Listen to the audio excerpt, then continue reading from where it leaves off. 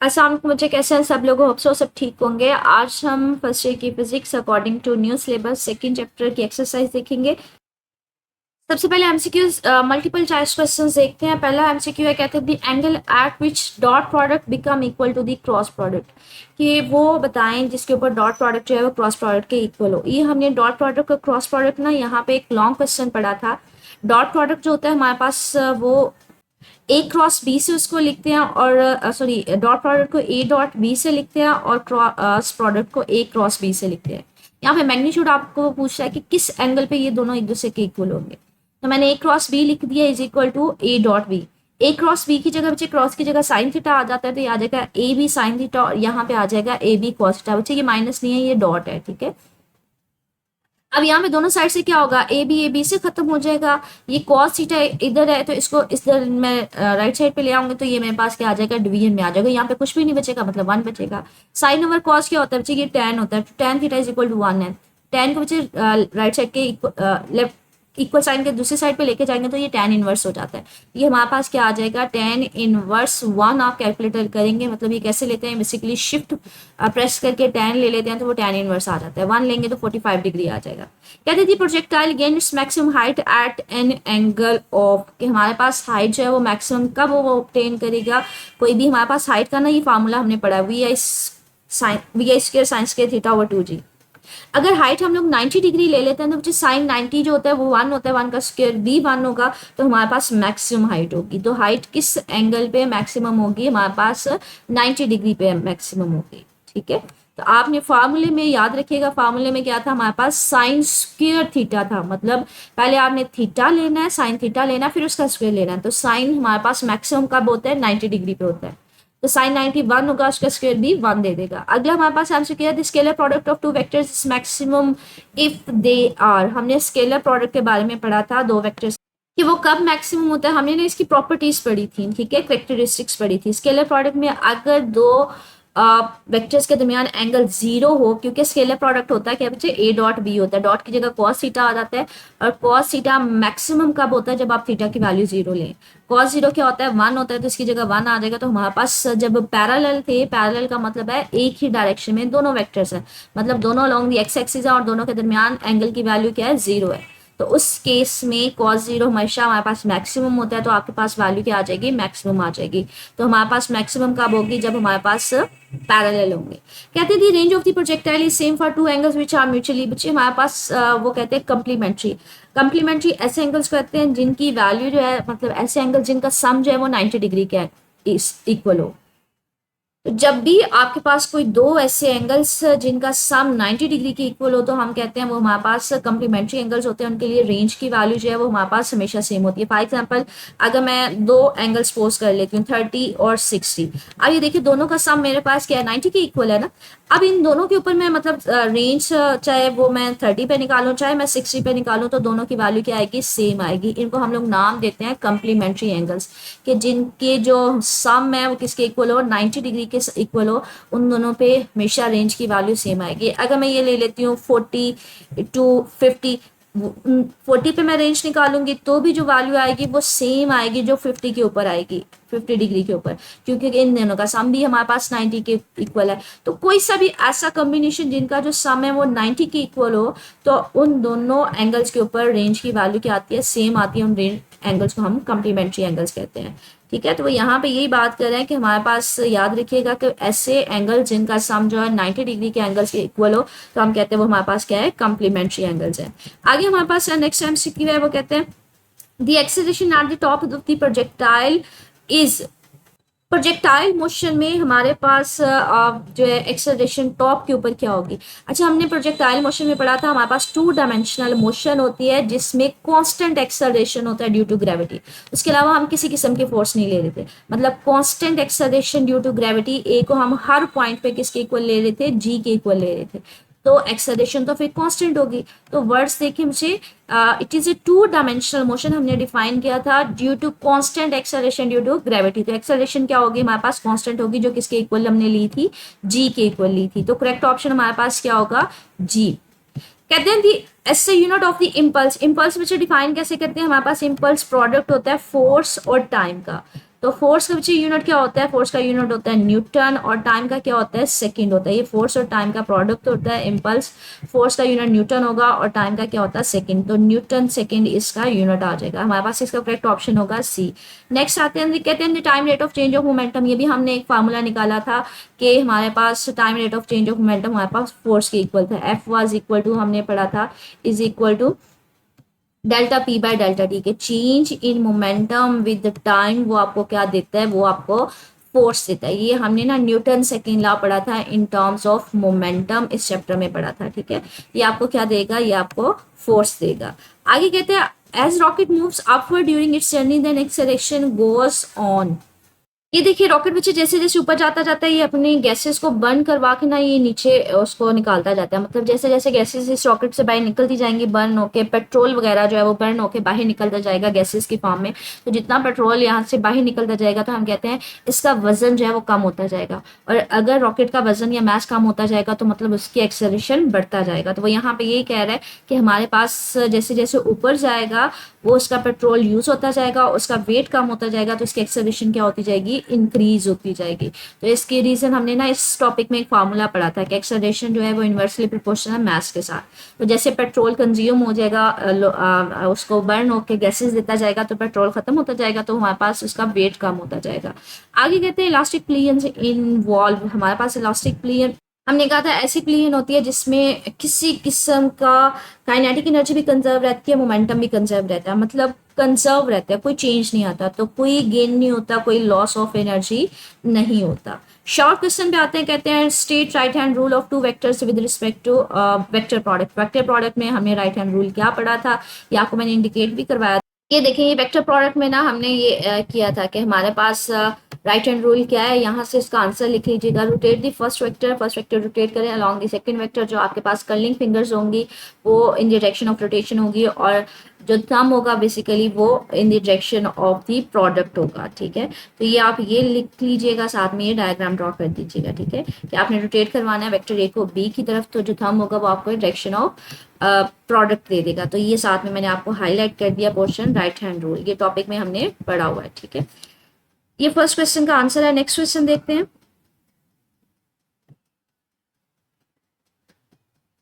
Next question है, कहते हैं define impulse and show how it is related to momentum. ये भी हमने पढ़ा था। इम्पल्स बेसिकली फोर्स और टाइम का हमारे पास प्रोडक्ट होता है, और ये हमने फार्मूला निकाला था। ये मैं आपको इंडिकेट भी करवा देती हूँ। ये देखिए इम्पल्स हमने देखा था कि जब हम लोग सम टाइम जो है फोर्स बहुत ज़्यादा शॉर्ट टाइम के लिए अप्लाई करते हैं, तो हमारे पास जो फोर्स और टाइम का प्रोडक्ट होता है उसको इम्पल्स बोल देते हैं। तो ये इम्पल्स का जो फार्मूला है वो हमारे पास प्रोडक्ट है किसके, चेंज इन मोमेंटम के। तो यहाँ पे ड्राइव नहीं हुआ लेकिन ये इसको यहाँ से कर लें। मुझे आपके पास यही है कि जब बहुत ज़्यादा लार्ज फोर्स है वो थोड़े टाइम के लिए एक्ट करती है तो हम लोग उसको इम्पल्स बोल देते हैं, ठीक है। इम्पल्स हमारे पास प्रोडक्ट होता है फोर्स और टाइम का। फोर्स का आपने चेंज इन मोमेंटम के फॉर्म में फार्मूला पढ़ा हुआ है, फाइनल माइनस इनिशियल, मतलब delta P by delta T.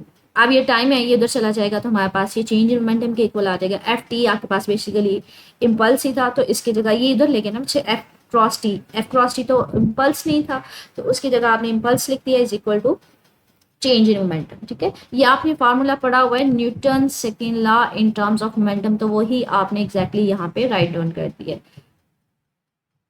अच्छा अगला क्वेश्चन है, कहते हैं differentiate between elastic and inelastic plane. ये भी हमने पढ़ा हुआ है।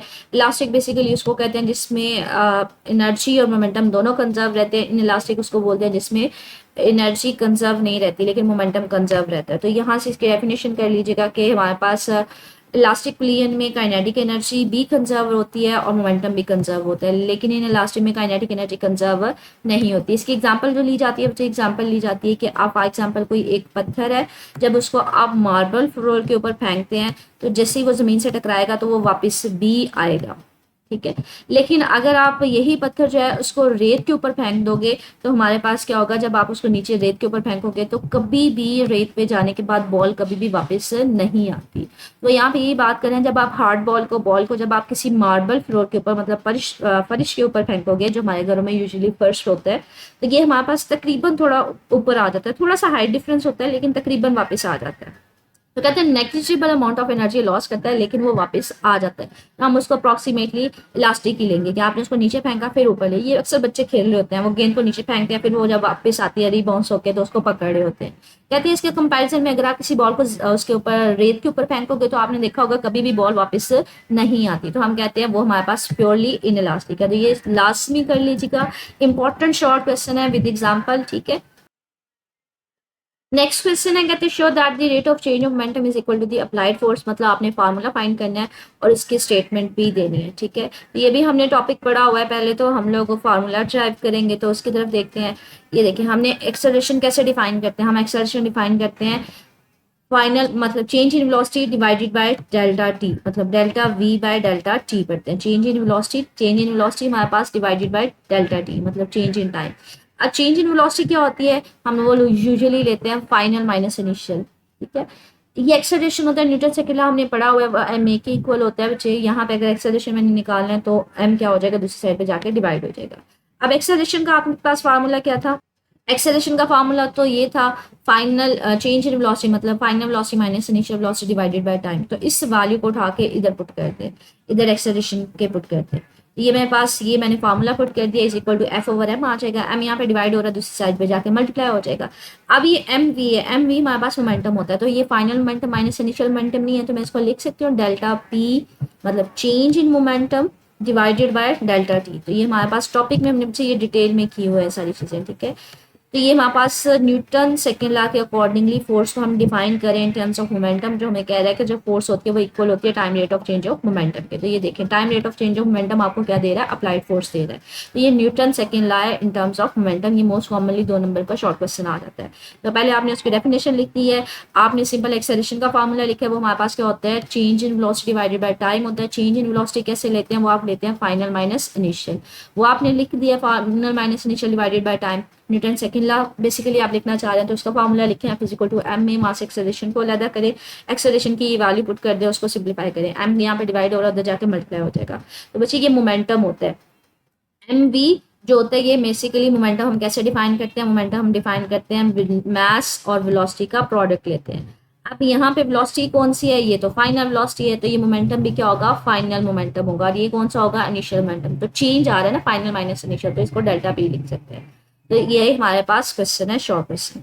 आगे कहते हैं state law of conservation of linear momentum also condition in which it holds. ये हमारे पास लॉन्ग क्वेश्चन था जिसमें हमने कंजर्वेशन ऑफ लीनियर मोमेंटम, ये देखें कंजर्वेशन ऑफ लीनियर मोमेंटम हमने क्या देखा था कि total linear momentum of an isolated system should remains constant, ठीक है। तो कांस्टेंट रहना मतलब अगर कोई आइसोलेटेड सिस्टम लेंगे, आइसोलेटेड सिस्टम है मतलब बाहर से कोई फोर्स नहीं लगती, तो अगर कोई आइसोलेटेड सिस्टम लेते हैं तो उसका लीनियर मोमेंटम हमेशा क्या रहता है, कांस्टेंट रहता है। तो कंडीशन हमारे पास स्टेटमेंट ये है, कंडीशन क्या है, सिस्टम शुड बी आइसोलेटेड। तो इसका अगर प्रॉपर आंसर देखें तो ये आंसर देखें, पहले स्टेटमेंट दी हुई है कि आइसोलेटेड सिस्टम का टोटल मोमेंटम हमेशा कांस्टेंट रहता है।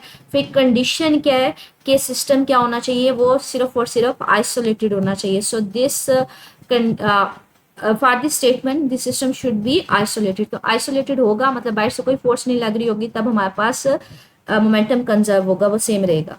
अगला शॉर्ट क्वेश्चन है, कहते हैं show that the range of the projectile is maximum at 45 degree. तो ये हमारे पास ये भी हमने किया हुआ है टॉपिक में।